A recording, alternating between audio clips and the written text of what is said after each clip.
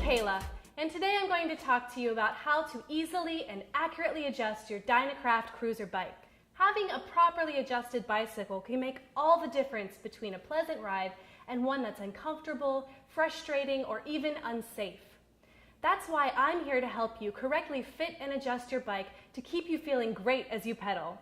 I'll be walking you through the steps one by one. When fitting your cruiser bike to yourself, there are 3 areas that affect how comfortable your ride will be. The frame size, the saddle, including saddle height, angle, and forward-backward placement, and the handlebar, including height and bar angle. The only thing you can adjust out of these 4 is your frame size, so it is important to choose the proper bicycle for your body measurements. The way to check if your frame fits you is to understand standover height, which isn't as complicated as it sounds. It's all about how much room there is between you and the bike when you're standing over it. On Dynacraftbike.com, we list the standover height for each of our bikes so that you can make sure to buy the bike that fits you. To figure out which standover height is right for you, you need to first measure your inseam. Be sure to keep your shoes on and measure all the way down to the ground, like this. Next, compare this measurement with the standover height of the bike. Your inseam should be 1 to 3 inches higher than the bicycle's standover height. That way, when standing over the bike, you should have 1 to 3 inches of space between you and the top tube of the frame. If you have less than 1 inch, the bike is too big and it could be uncomfortable or even dangerous to get off. With more than 3 inches of space, the bike is too small and may not be able to be adjusted to your body, which could also make your ride uncomfortable or even unsafe. On some cruiser frames, however, the top tube of the bike slopes down, so you may have more than 3 inches of room, which is fine. Now that we know that your bike is the right size, it's time to move on to the adjustments. We realize that you may not have a bicycle stand or trainer at home, so have a friend hold the handlebar and front wheel firmly, like this, to keep the bike steady and upright while you make your adjustments. You will need a few different tools depending on your particular bike. An adjustable wrench and a set of metric Allen wrenches will most likely be required. A level will also come in handy to adjust everything properly. The first thing we want to do is to adjust the saddle to the correct height. To get a general idea of where it should be, stand next to the bike. The saddle should be right around hip level. Then, sit on the bike and place the pedal in the lowest, or 6 o'clock position, like this. With the pedal in this position, your knee will be slightly bent. If your leg has too much bend when your foot is on the pedal, or if your foot doesn't reach the pedal, you should move the saddle up or down. To do this, dismount the bike, open the quick release lever here, and adjust the saddle. Remember to take note of the minimum insertion mark when adjusting the saddle up or down.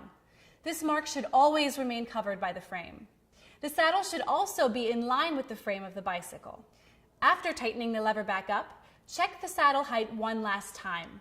Make sure that it's tight and does not rotate in the seat tube. Now let's adjust the angle of the saddle.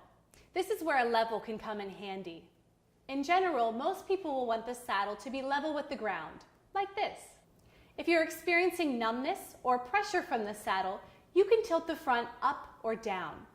To tilt the saddle, loosen the nut under the saddle here. Be careful not to loosen it too much or remove it. After it's been loosened, you'll be able to tilt the saddle up or down to find the right position for you. Once you have it where you like it, just tighten the nut back up. If you feel too cramped or too far away from the handlebar, you can move the saddle backwards or forwards. Loosen the same nut that we just talked about, being careful again not to loosen it all the way or remove it. Move the saddle backwards or forwards until it's in the right position, then tighten it back up. Check to make sure it's still level and lined up with the frame one last time and make any more adjustments that are needed. After you're finished, double check that the seat bolts are fully tightened. The saddle shouldn't tilt up or down or move side to side. With the saddle height, tilt, and backward-forward adjustment all set, we can move on to the handlebar. To adjust the height of the handlebar, loosen the bolt on the stem here. Some bikes require an Allen wrench for this bolt, while some can be loosened with an adjustable wrench. Once the bolt is loosened, raise or lower the stem until you find a comfortable position. This is really a matter of preference, as some riders prefer a more upright position for comfort, while others like to be more aerodynamic for performance. Keep in mind that just like the seat post, the minimum insertion mark on the stem has to remain hidden. Once you have the handlebar at a comfortable height, tighten the stem bolt back up, keeping the stem in a straight line with the front wheel. Check to make sure the stem is secure by holding the front wheel between your legs and trying to move the handlebar back and forth, like this. It should not move. Adjusting the angle of the handlebar is next. This is done by loosening the bolt or bolts on the front of the stem here. There could be 1, 2, or even 4 bolts depending on your bike. The key is to not loosen them very much, just until the handlebar can move. Once the handlebar is loose, rotate the bar back and forth until it feels comfortable.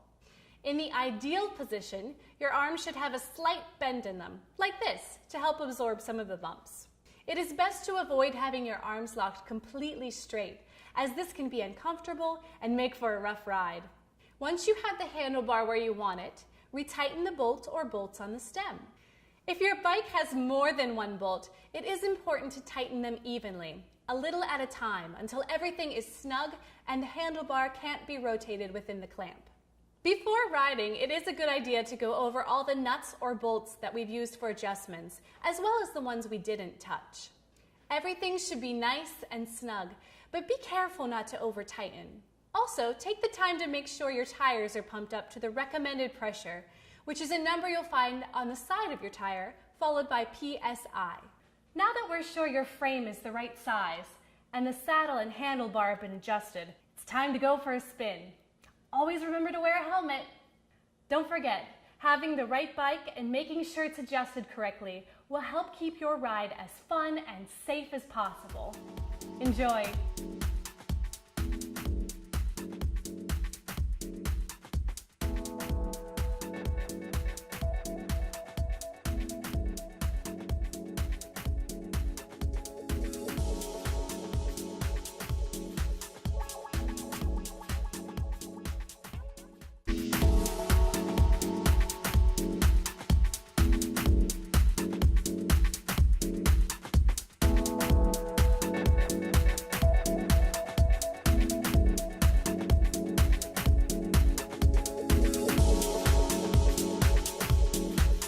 Hi, I'm Kayla, and today I'm going to talk to you about how to easily and accurately adjust your Dynacraft cruiser bike. Having a properly adjusted bicycle can make all the difference between a pleasant ride and one that's uncomfortable, frustrating, or even unsafe.